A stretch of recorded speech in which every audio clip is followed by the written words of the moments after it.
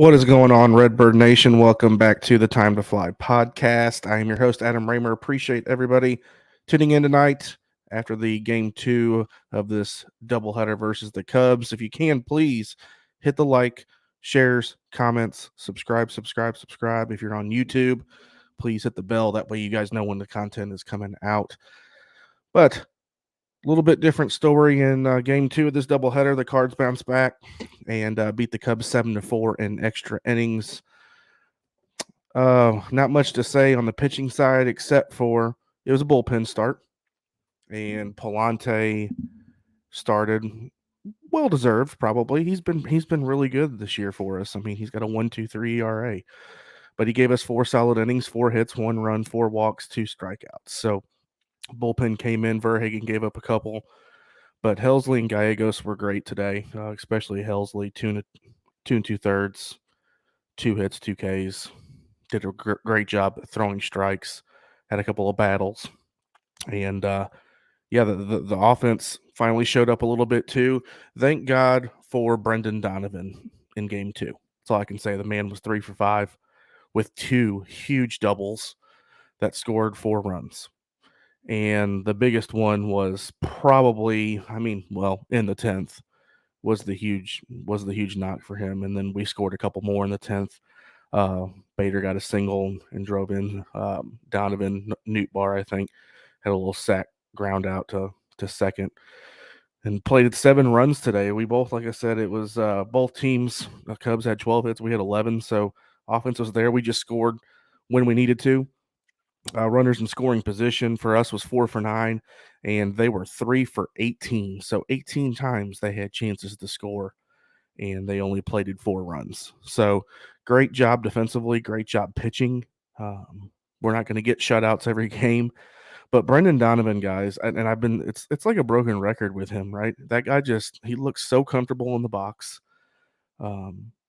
He doesn't get phased. He sees the ball well coming out of the pitcher's hand because the takes that he takes on balls and even strikes, the strikes that he takes are usually close to being a ball or a strike.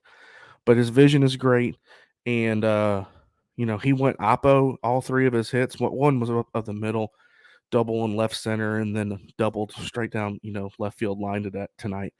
I'm going to book it right now. If he keeps playing like this, and this is just a thought and an opinion, that Brendan Donovan has a chance to be the NL Rookie of the Year. One, because he's great. He's not gonna hit 35 home runs, not right now at least. But he's gonna get on base, and he finds a way to get on base, whether it's taking walks and being selective or getting opposite field shots.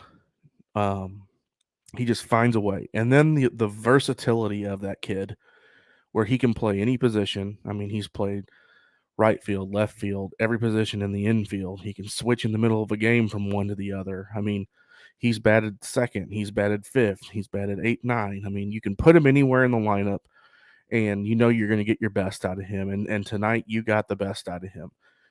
3 for 5, had some good plays in the outfield. He played left field tonight. Excuse me. Everybody contributed tonight. Newtbar, the only one that didn't get a hit in the starting lineup. Everybody else had hits. Donovan and Sosa went 2 for 5, and we got to talk about what happened in the 9th inning. Gorman got up, and Sosa's on second.